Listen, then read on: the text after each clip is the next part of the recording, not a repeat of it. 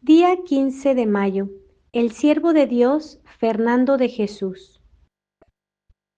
En la ciudad de Jaén nació este insigne hijo de la Reforma teresiana.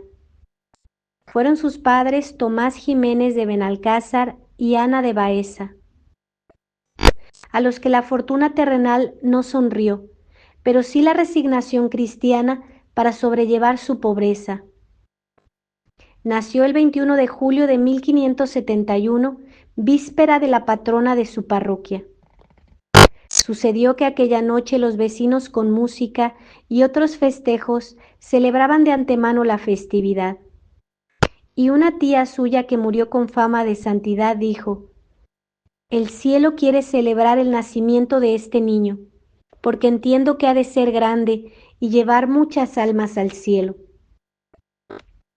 Mas crecía el niño en las dotes excepcionales con que fue adornado por el cielo que en la edad. Aún no contaba 2 años y su único recreo era hojear los libros. A los 3 años, cuando aún no sabía apenas hablar, pedía que le explicaran lo que los libros decían. A los 4 sentía gran complacencia en acudir y permanecer en la iglesia, y cuando se retiraba a su casa, si había oído algún sermón, reunía a sus hermanas y subido en una silla les predicaba a su modo. Por esta época le sucedió un percance. Como entonces se decía, por arte de encantamiento, desapareció el niño encontrándole sus padres metido en una caja a punto de morir asfixiado.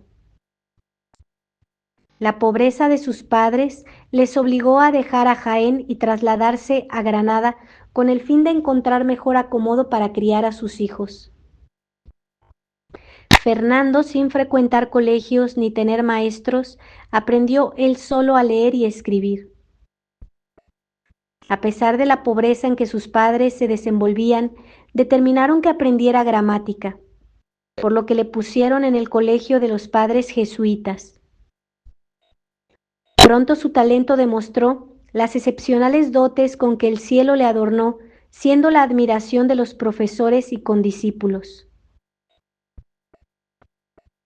A esto juntaba una memoria feliz y una aplicación singular, atrayéndose el cariño de los padres, los que concibieron la idea de que no tardando vistiera la sotana de jesuita. Su dulzura de carácter era otro motivo de sus simpatías, siendo a la vez afable, discreto, modesto y bien hablado. Sus padres no dejaban de concebir esperanzas, dadas las cualidades sorprendentes de su hijo en el estudio, por lo que no eran propicios a que su hijo tomara el estado religioso. Él, obediente, no contradecía a sus progenitores y ninguna diligencia hacía en orden a separarse del mundo. Hasta sus 14 años su ocupación era obedecer a sus padres y estudiar. Por esta época llegó de prior de Granada nuestro padre San Juan de la Cruz, extendiéndose bien pronto su fama de santo, no obstante el retiro absoluto que de las criaturas practicaba. Esta voz también llegó a oídos del estudiante del colegio de los jesuitas, y como en su interior sus anhelos eran de santidad, se dejó conducir por el clamor popular y se fue a nuestra iglesia y comenzó a tratar a nuestro Santo Padre, el cual pronto conoció los tesoros de virtud que encerraba aquel corazón juvenil, los que dirigió a Dios, al cual no se le puede amar amando al mundo y sus concupiscencias, por lo que comenzó a aborrecerle imitando a su santo director, copiando su método de vida y teniendo grandes anhelos de ser carmelita descalzo. Todo lo que pasaba por su interior se lo manifestó a su director, el cual se lo aprobó y habiéndole probado y encontrado digno de que vistiera el hábito de la Virgen del Carmen, él mismo se lo vistió el año de 1588, cuando contaba 17 años de edad. Al poco tiempo de haber ingresado en la orden murió su padre y su madre regresó a Jaén. Ya novicio corrió por los caminos del Señor, llevando por guía a nuestro padre San Juan de la Cruz. Todo contribuía a su mayor progreso, su inclinación a toda virtud y su capacidad intelectual. 3 meses llevaba de novicio cuando nuestro Santo Padre se vio precisado a abandonar a Granada para realizar la fundación de los Carmelitas Descalzas de Madrid. No queriendo dejar la formación de su novicio en manos de cualquiera, lo trasladó a Málaga para que continuara su labor el padre Bartolomé de San Basilio, muy similar en el espíritu a nuestro Santo Padre. Terminado el año de noviciado en el que había adquirido singulares hábitos de virtud y sobre todo de temor de Dios, profesó con general alegría de todos con el nombre de Fernando de Jesús. Después le mandaron a Jaén a visitar a su madre, lo que él excusó, pero se sometió a la obediencia. Tanto su madre como su abuela, al saber su llegada, se apresuraron a ir a visitarle, y él, que ya pecaba de escrupuloso, quiso hablarlas por una rejilla. Diólas consejos de vida eterna y las dijo que ya le consideraran como muerto, y brevemente se despidió de ellas. Uno de los grandes bienes que le produjo el santo temor de Dios fue un amor intenso al retiro de la celda, en la cual pasaba todo el día aplicado a los libros. Este hábito del estudio, dada su gran capacidad, le hizo adelantar mucho, de tal modo que cuando le mandaron estudiar la carrera eclesiástica, su adelantamiento era sorprendente.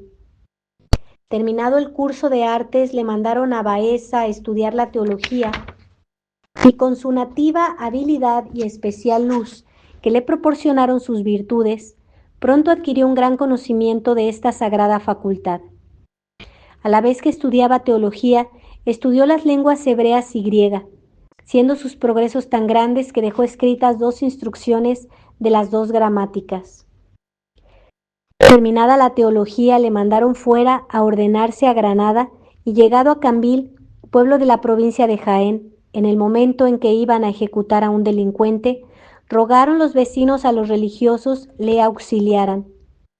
Y tomando sobre sí el encargo, tales exhortaciones le hizo que el sentenciado recibió la muerte con más resignación, dejando mucha confianza de su eterna salvación.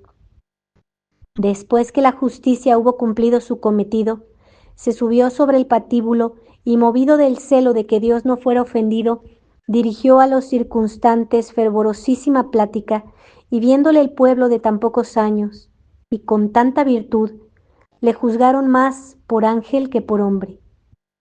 Llegó a Granada en ocasión que las Carmelitas Descalzas celebraban la festividad de la Santa Cruz con gran solemnidad, entrando en la iglesia con tan gran oportunidad que, debiendo de salir el predicador de la solemnidad, el cual era de gran fama, anuncian que no puede predicar. Los organizadores de la solemnidad sufrieron gran contrariedad, pero uno de los compañeros del hermano Fernando dice a uno de ellos que su compañero les puede sacar de aquel compromiso con gran ventaja. Se excusa el siervo de Dios y al fin dice que si se lo manda el padre provincial que estaba en la solemnidad, lo hará. Responde el padre provincial afirmativamente, y tan cumplidamente cumplió su cometido, que admiró no solamente como docto, sino que enterneció como santo. Ordenado de sacerdote, regresó a su colegio de Baeza, en donde crecía de virtud en virtud. De tal modo tenía cerrados sus labios, que jamás le oyeron palabra de daño a un tercero, ni sufrió que delante de él la pronunciaran sin corregirla o disculparla. Sus virtudes religiosas eran un clarísimo espejo, siendo su pobreza al parecer nimia, usando los hábitos y demás prendas desechadas por los otros. En sus caminos y viajes medía con mucha cuenta lo necesario, temiendo no llegar a lo superfluo, para conservar la pureza. Tenía hecho estrechísimo pacto con sus ojos, para que no le robasen del alma lo que él llamaba su tesoro vivo, acostumbrando a decir que le quebraba el corazón el ver el poco aprecio que los hombres hacían de tal tesoro.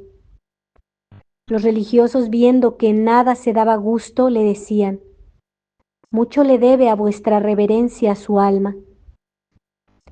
De la humildad eran grandes sus actos, pues aunque sus excepcionales prendas le subían a la eminencia de los aplausos, hallaba muy a mano la ocasión del trofeo. Terminados sus estudios en Baeza, le mandaron ir a Jaén, llegando en ocasión que los padres dominicos celebraban la canonización de San Jacinto. Sus parientes se movieron para que él predicara el primer día del triduo del solemne octavario, aunque algunos temieron al verle tan joven que no satisfaciera. Él, como de costumbre, se avino a lo que la santa obediencia dispusiera. Y fue tal su éxito que los más sabios que le escucharon afirmaban que la destreza, sustancia y dulzura era más que humana. Él, para huir de los aplausos, inmediatamente dispuso el viaje de regreso a su colegio de Baeza. Pronto la orden le encomendó el que fuera lector, leyendo artes seguidas 2 veces en Baeza, siendo a la vez maestro de la voluntad y del entendimiento, porque en su fervor, modestia, ejemplo y consejo, hacía a veces de maestro de novicios, y con su ingenio, claridad y eficacia sacaba aventajadísimos discípulos. Después fue lector de teología por 6 años seguidos. Siendo lector en Baeza, los maestros Antonio y Melchor Vigo, que residían en Úbeda, iban a Baeza para aprender las lenguas hebreas y griega, enseñándoselas el padre Fernando. El maestro Antonio dejó escrito de su santo profesor este elogio: yo pasé a Baeza muchas veces a comunicar con el padre Fernando, y aseguro que en mi vida hallé hombre que más claro, ni con mayor magisterio, instruyese mis ignorancias, sacándome de ellas en gravísimas dudas que en Salamanca consulté con los primeros hombres, sin que tanto me sosegasen.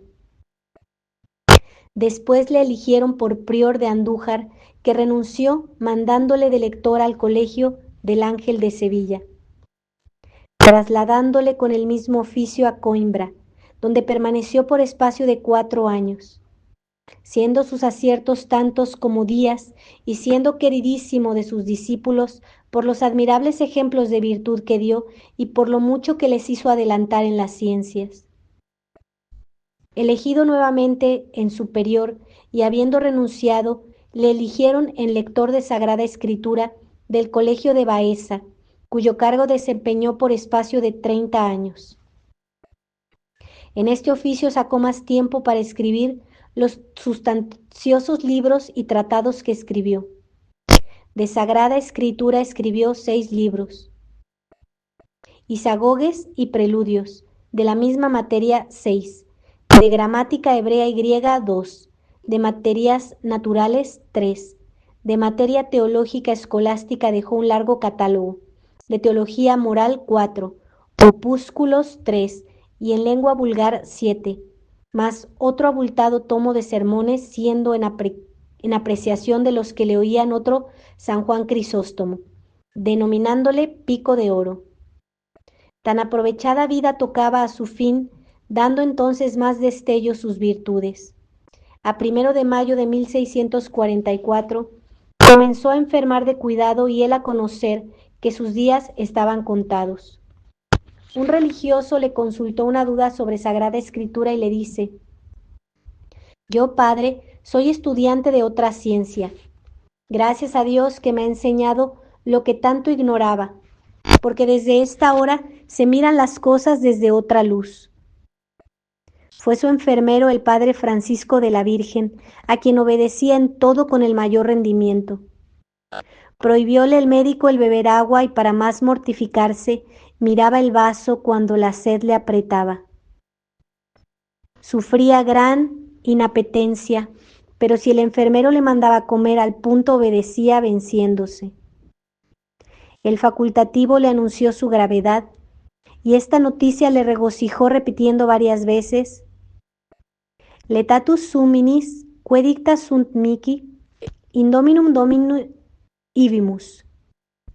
Retirado el médico dice a su enfermero: oh Padre Francisco, ¿Qué habrá de contento para en aquella hora cuando mis hermanos digan, Suveniti Sancti Dei? El enfermero le replica, en aquella hora también hay peligros. Es así, respondió el enfermo, pero me han de asistir a la muerte los 4 doctores con San José y con Santa Teresa. Han de venir Clara, Catalina, Inés y Dorotea. Pidió le administrasen los santos sacramentos que recibió con devoción y ternura.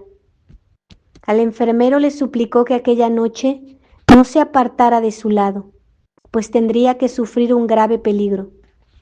Hacia la medianoche, sin que nada viera, sintió entrar en la celda un gran tropel, y el enfermo daba gritos invocando a la Santísima Virgen.